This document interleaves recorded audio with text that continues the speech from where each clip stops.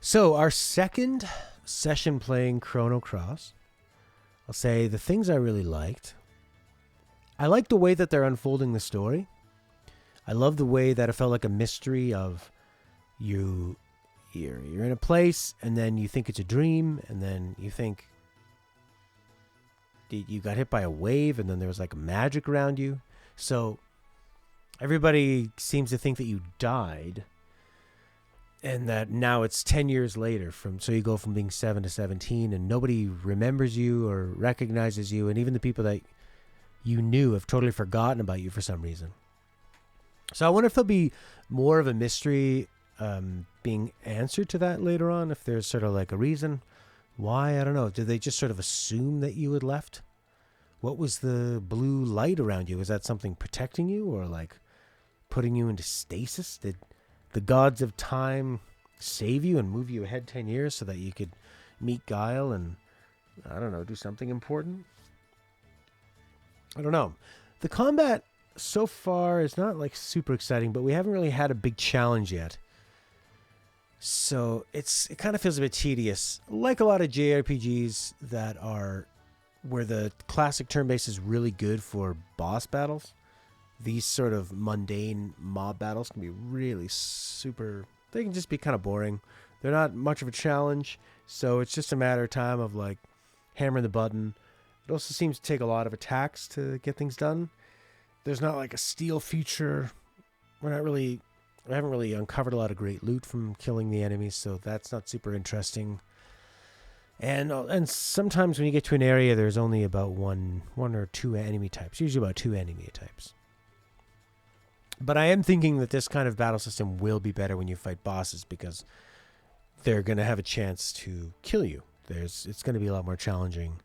And I think that's really going to make the combat system shine, and the different choices you take and sort of the strategy on using the light and the medium and the hard attacks and how to load up that magic stuff and who should be using that and how many could you get. Could you just have it so everybody can like launch a magic spell every turn? It seems like it does such a crazy amount of damage. So I don't know. The story kind of flips between this like serious stuff of him being dead and just this world and the people that live in it to also sort of like silly stuff, kind of skit stuff like Steve described it earlier. That kind of gives me bad memories of Final Fantasy X-2 and the constantly overly casual, overly goofy, but not actually acquiescing into something, that kind of vibe. And I get a little bit of that from this sometimes, but I'd say for the most part I'm pretty intrigued in the story. So, and I mean the music is such a treat. There's so many masterpieces on here so far. Hearing what's that called? Time Scar on the world map for the first time, although it was slightly spoiled, but it was still a big moment to hear that finally in context.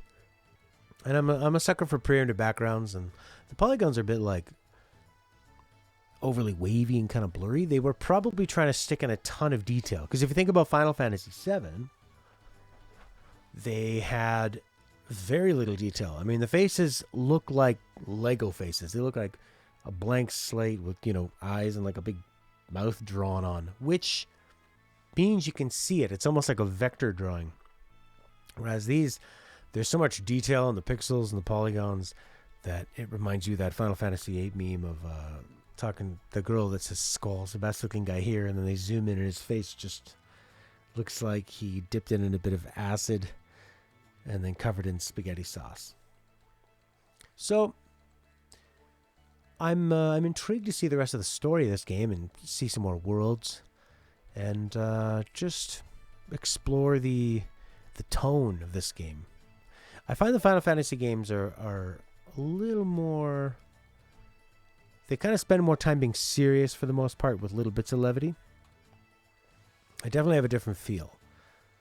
This, even though the story is different from Chrono Trigger and the gameplay is different from Chrono Trigger, it has that kind of Chrono Cross vibe. I don't know if it's just this sort of festivally kind of theme or just the different directions they go with the characters. I mean, this one guy, he kind of looks like he's really like Miami out of the 80s, and the character you play looks like Sora, and the character on the left is sort of like almost like a fighting game character that's been chibified to be in a JRPG.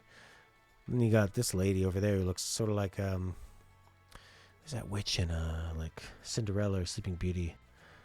She looked like a really old lady, and she had the big cans.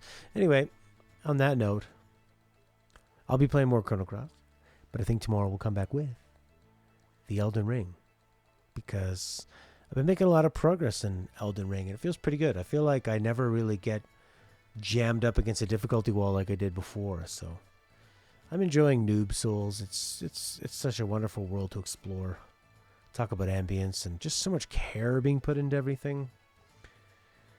And then the challenge of it is what keeps it exhilarating. And I just got the Mimic tier, so prepare to see some noob wins. Apparently, I'm sure at this rate there has to be like some crazy difficult boss in Elden Ring that I'm going to encounter in about 3 or 4 bosses that you don't get to use any of the stuff that made the previous one so much easier. But that's it for Chrono Cross for now.